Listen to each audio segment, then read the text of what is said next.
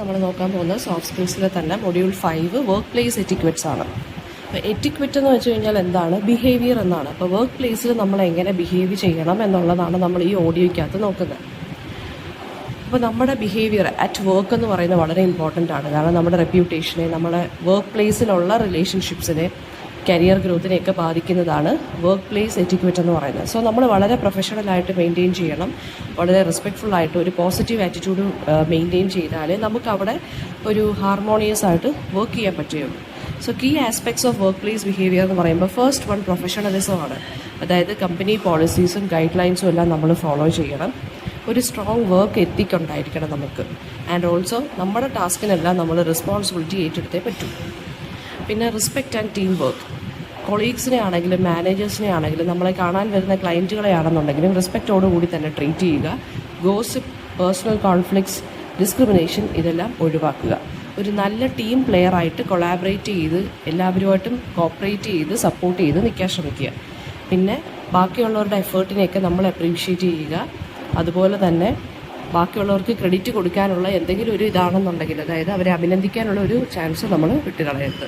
Positive attitude and അഡാപ്റ്റബിലിറ്റിയാണ് അടുത്ത third point. ഫീഡ്ബാക്കും ആരെങ്കിലും കൺസ്ട്രക്റ്റീവായിട്ട് ക്രിട്ടിസൈസ് ചെയ്താലും നമ്മൾ എന്ത് ചെയ്യണം? നമ്മളത് അക്സെപ്റ്റ് ചെയ്യാൻ ശ്രമിക്കുക. ആൻഡ് ബാക്കിയുള്ള, അതായത് മാറ്റങ്ങൾക്ക് നമ്മൾ അഡാപ്റ്റീവായിട്ട് നിൽക്കുക ആൻഡ് അതിൽ നിന്ന് പഠിക്കാൻ ശ്രമിക്കുക. സൊല്യൂഷൻ ഓറിയൻറ്റഡ് മൈൻഡ് സെറ്റ് ആയിരിക്കണം നമ്മുടേത് എപ്പോഴും. അതായത് ഒരു പ്രോബ്ലം വന്നു കഴിയുമ്പോൾ നമ്മൾ തകർന്നിരിക്കാൻ ഇടവരുത്തരുത്. അപ്പോൾ തന്നെ അതിനൊരു പ്രോപ്പർ സൊല്യൂഷൻ നമ്മൾ തന്നെ കണ്ടുപിടിച്ച് നിൽക്കുക. എന്നാലേ ചലഞ്ചിങ് സിറ്റുവേഷനെ നമുക്ക് ഹാൻഡിൽ ചെയ്യാൻ പറ്റുകയുള്ളൂ.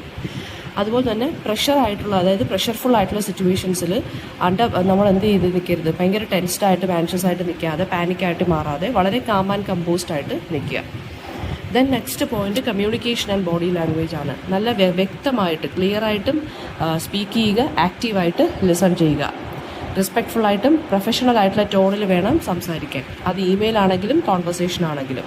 നല്ലൊരു ഐ കോണ്ടാക്റ്റ് വരുത്തുക. പോസിറ്റീവായിട്ടുള്ള ബോഡി ലാംഗ്വേജ്, അതായത് നമ്മൾ കൈയും കാലും ഒക്കെ ഉയർത്തിയ എക്സ്പ്രഷൻസ് ആണെങ്കിലും ജസ്റ്റേഴ്സ് ആണെങ്കിലും നമ്മുടെ ആംഗ്യങ്ങളാണെന്നുണ്ടെങ്കിലും എല്ലാം എന്താണ് പോസിറ്റീവായിട്ട് ആക്കുക.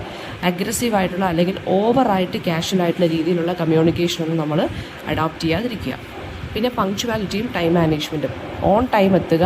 ഡെഡ് ലൈൻസ് എന്തെങ്കിലും ഉണ്ടെങ്കിൽ അത് കൺസിസ്റ്റൻ്റായിട്ട് തന്നെ കറക്റ്റായിട്ട് ചെയ്ത് തീർക്കുക.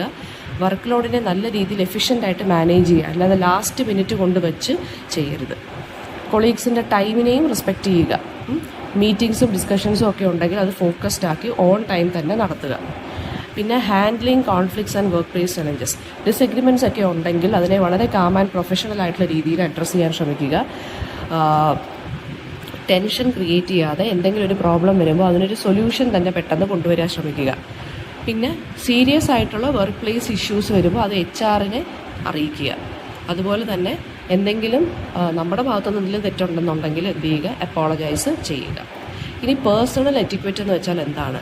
അതായത് നമ്മൾ ഡെയിലി ലൈഫിൽ ആളുകളുമായിട്ട് ബിഹേവ് ചെയ്യുമ്പോൾ നമ്മൾ പ്രോപ്പറായിട്ടുള്ള ബിഹേവിയർ എന്തൊക്കെയാണ്? റെസ്പെക്റ്റോടുകൂടിയും കൈൻഡ്നെസ്സോടുകൂടിയും ഗുഡ് മാനേഴ്സും നമ്മൾ കീപ്പ് ചെയ്യണം. പൊളൈറ്റ് ആയിരിക്കണം. പ്ലീസ് അല്ലെങ്കിൽ താങ്ക് യു ഇങ്ങനെയുള്ള വാക്കുകൾ യൂസ് ചെയ്യാം. ആരെങ്കിലും സംസാരിക്കുമ്പോൾ അവരെ ഇൻറ്ററപ്റ്റ് ചെയ്ത് അതിൻ്റെ ഇടയിൽ കൂടെ സംസാരിക്കാൻ ശ്രമിക്കരുത്. ലിസൺ ചെയ്യണം അവരെ ഫസ്റ്റ്. നല്ല ഹൈജീൻ ഉണ്ടായിരിക്കണം. അപ്രോപ്രിയേറ്റ് ആയിട്ടുള്ള ഡ്രസ്സിങ് ആയിരിക്കണം. പ്രോപ്പർ ടേബിൾ മാനേഴ്സ് ഉണ്ടായിരിക്കണം. ഇതൊക്കെ പേഴ്സണൽ എറ്റിക്വറ്റിൻ്റെ ഭാഗമായിട്ട് വരുന്ന കാര്യങ്ങളാണ്. കോൺവെർസേഷൻ ആണെന്നുണ്ടെങ്കിൽ റെസ്പെക്ട്ഫുള്ളായിട്ട് സ്പീക്ക് ചെയ്യുക. ഗുഡ് ബോഡി ലാംഗ്വേജ് വേണം.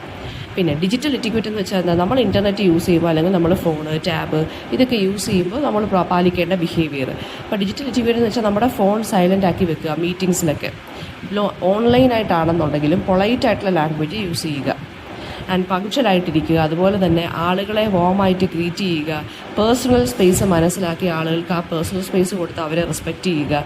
ഇതൊക്കെയെന്ന് വെച്ചാൽ പോസിറ്റീവായിട്ടുള്ള റിലേഷൻഷിപ്സിനെ ക്രിയേറ്റ് ചെയ്യുന്ന ഘടകങ്ങളാണ്. ഗുഡ് എറ്റിക്വറ്റ് എന്ന് വെച്ച് കഴിഞ്ഞാൽ നമ്മുടെ സോഷ്യൽ ഇൻട്രാക്ഷനും പ്രൊഫഷണൽ ഇൻട്രാക്ഷനെയും പ്ലസൻറ്റും റെസ്പെക്ട്ഫുൾ ആക്കി മാറ്റാൻ പറ്റുന്ന കാര്യമാണ്. ഇനി ഓഫീസ് യൂട്ടിലിറ്റീസും റിസോഴ്സസും എങ്ങനെ നമുക്ക് യൂസ് ചെയ്യാം?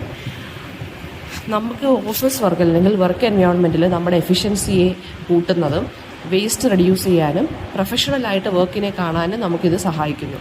എംപ്ലോയീസ് എന്ന് പറയുന്നത് സപ്ലൈസ് ആണെങ്കിലും പ്രിൻ്റർ ആണെന്നുണ്ടെങ്കിലും ഈ അതർ എക്യുപ്മെൻറ്റ്സ് ആണെന്നുണ്ടെങ്കിലും വർക്ക് റിലേറ്റഡ് ടാസ്കുമായിട്ട് റിലേറ്റഡ് ആയിട്ടുള്ള കാര്യങ്ങളാണെന്നുണ്ടെങ്കിലും അൺനെസസറി ആയിട്ട് കൺസ്യൂം ചെയ്യാതിരിക്കുക.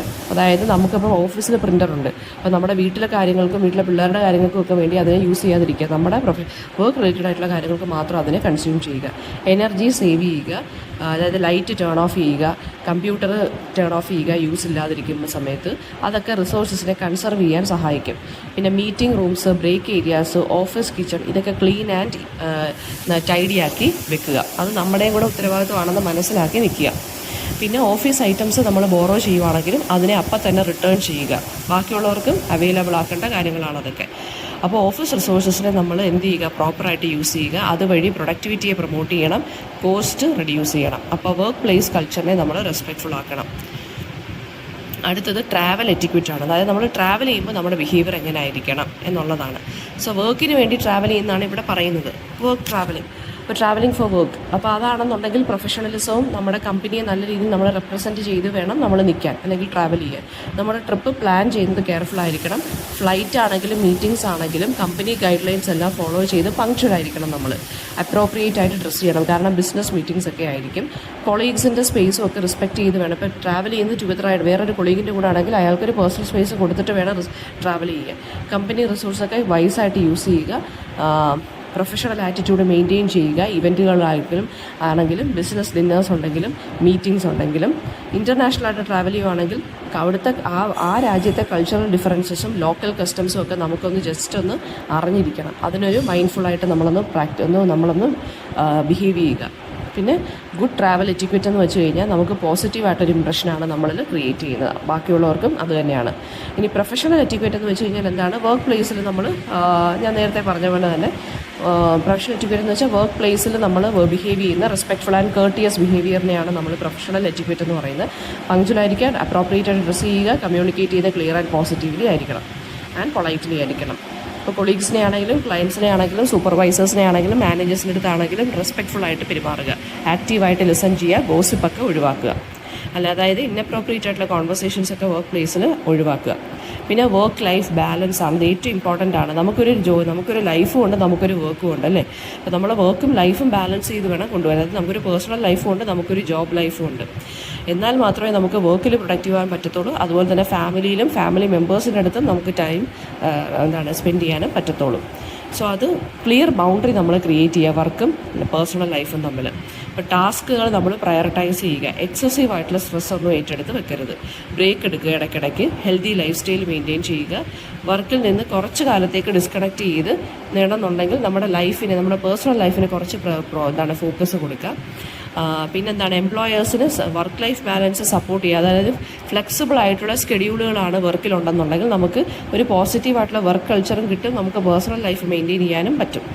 ഒരു ഗുഡ് ബാലൻസ് വേണം, എന്നാലേ നമുക്ക് മെൻ്റൽ ഹെൽത്തിനും ജോബ് സാറ്റിസ്ഫാക്ഷനും ഒക്കെ നമുക്കത് ഹെൽപ്ഫുള്ളായിട്ട് മാറുകയുള്ളൂ.